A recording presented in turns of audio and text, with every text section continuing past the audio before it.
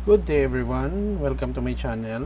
And then in this tutorial video guys, we will learn how to declare a pointer, and then we display the pointer value of a variable in its address using C++ programming language. Before we start, I would like to say thank you so much to all my viewers, silent viewers, and supporters in my channel. Thank you for watching my videos.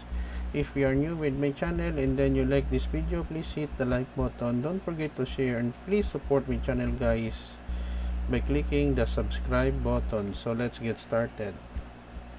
So basically I'm using div C++ in writing this program. To give you an idea guys, pointers is used primarily in C and C++ to make our program run efficient.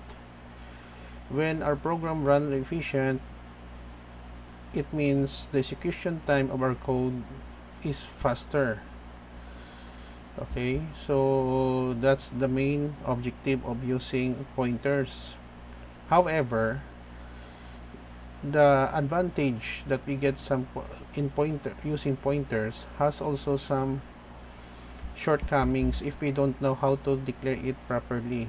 It can cause hang-ups on our operating system, or sometimes our program will crash if we don't know how to declare it properly. So in this video, I demonstrate to you guys how to declare a pointer, and then we determine the address where our variable value will reside in our computer. So we have your sharp include IOStream for input output in every C++ program using namespace, and then int main, it is the starting point of every C++ program. Begin int asterisk ptr for pointer, ptr new int asterisk ptr, we assign a variable 24, and then we have your new line, the title pointer address in C++, new line here, the value of y, so here we have 24, and then the memory address of the ptr, new line, system pause,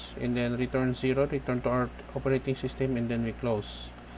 Don't worry guys, because I will put a link in the video description where you can download our program source code for free. Just compile and run. Okay, so we have your pointer address in C++, the title of our program, the value of y is 24, the address of y is 0 times 191530. Okay, so this is the end of our tutorial video. So we know already our memory allocation in our computer for our variable 24. Thank you so much guys for watching. I hope that you have learned something new about pointer address in C++ programming language. Don't forget to like, share, and please support my channel if you like this video, and if you're new, please subscribe. Your support is highly appreciated. See you in the next video tutorial guys. This is your friend Jake saying bye bye for now.